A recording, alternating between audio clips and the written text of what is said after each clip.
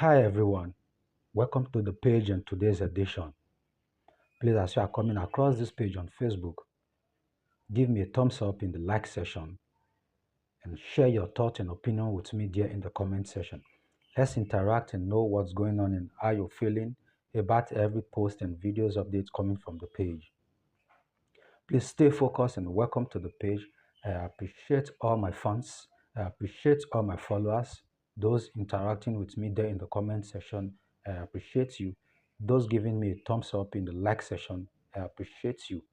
Welcome to the page. I wouldn't have been here without your support and effort.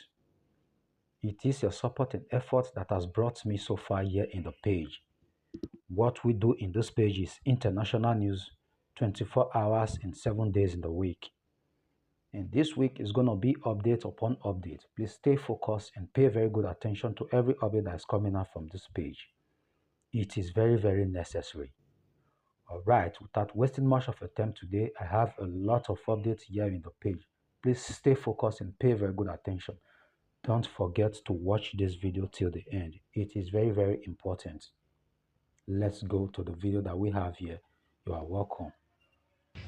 It is Shabbat. It is Shabbat, and it's so amazing to be able to think that families can finally rest a bit, and that Amiram Cooper and Shachar Baruch, who were murdered by the Hamas, are able to, their families are able to rest in the fact that they are home.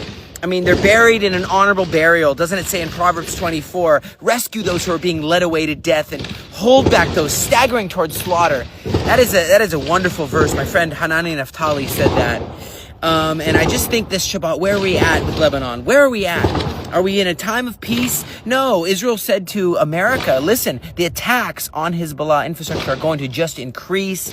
Informed Washington, D.C., attacks against the Hezbollah in Lebanon, in southern Lebanon, are going to increase in light of their rebuilding of their infrastructure, in light of their intensifying of their rearming. They're not shutting down. They're not disarming. Isn't that something to notice? Isn't that something important to pay attention to when jihadists tell you they're going to disarm?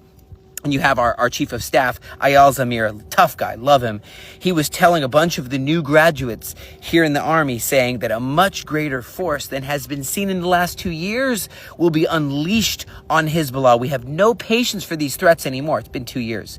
He's right. We've got no patience for this, for any enemy that seeks to destroy Israel, to harm our innocent citizens here. Civilians will be dealt with. And he said the military is highly ready, I can tell you that, highly ready for any kind of attack that they're going to try to do on us. And we're going to have a much more forceful campaign where required if Hezbollah keeps trying to rearm and not disarm.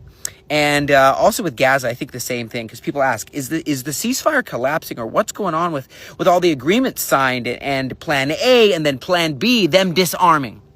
And the agreement in Sharm el-Sheikh 3 weeks ago between the United States and Israel and all this, people are asking me, and I say, guys, nothing's collapsing with the ceasefire at all.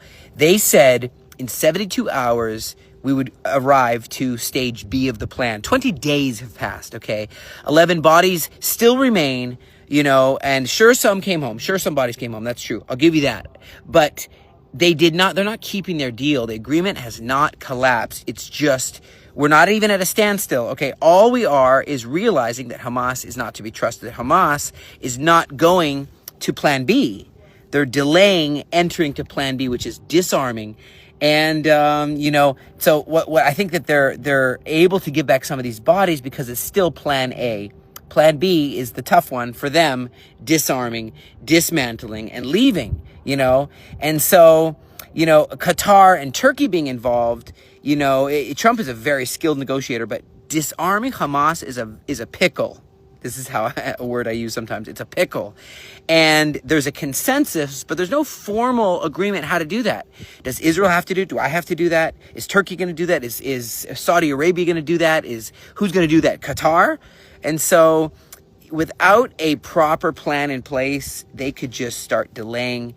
And I know that Israel said if Hamas does not lay down their weapons, then Israel or someone else together with us is going to have to do that.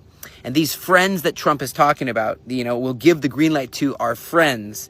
Who is that? These people who are keen to impress Trump, that they're on Trump's side, but are they going to do the hard work? Are they going to go into Gaza and do the dangerous work of disarming them? At the U.S. Secretary, as U.S. Secretary of State said, there will be no forces in Gaza that Israel has not approved, and that is good. Because we're not going to have a bunch of other crazy people that we don't know next to the crazy people that we know. Do you know what I mean? So I hope that's understandable. Netanyahu insisted that Hamas would be disarmed the easy way or the hard way. He said this. And so, Israel doesn't want to have to be in Gaza at all if they can just disarm. Great, but if not, we're ready and prepared to do the job. The hourglass right now shows that Hamas are going against the agreement. They are spitting on the agreement, and Hamas has besieged Gaza, and they're hunkering down right now, and they're running low on they're going to become like a caged animal in the way that they're going to just lash out like they just did the other day to attack our guys. So we want to see them eliminated. We want to see it. Trump wants to see Gaza demilitarized. And so I'm telling you what, our agreement is strong.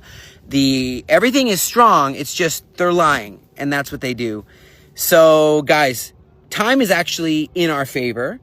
Maybe they will run out of power. Maybe the people will rise up, and light will defeat darkness. And hey, don't forget tonight we're talking about, I'm having a special webinar, whoever wants to join, Light versus Darkness, October 31st.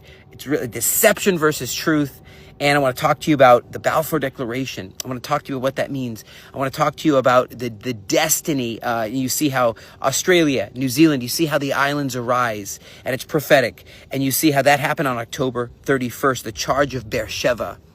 So guys, just like in the book of Esther, there was light versus darkness. You had Haman. He told his wife and his friends and everybody, and he says, if Mordecai is of the seed of the wife, Zeresh, she told Haman, if Mordecai is of the seed of the Jews, before who you began to fall, you will not prevail against him, but you will surely fall before him. Isn't that true about the promise over the seed of Israel?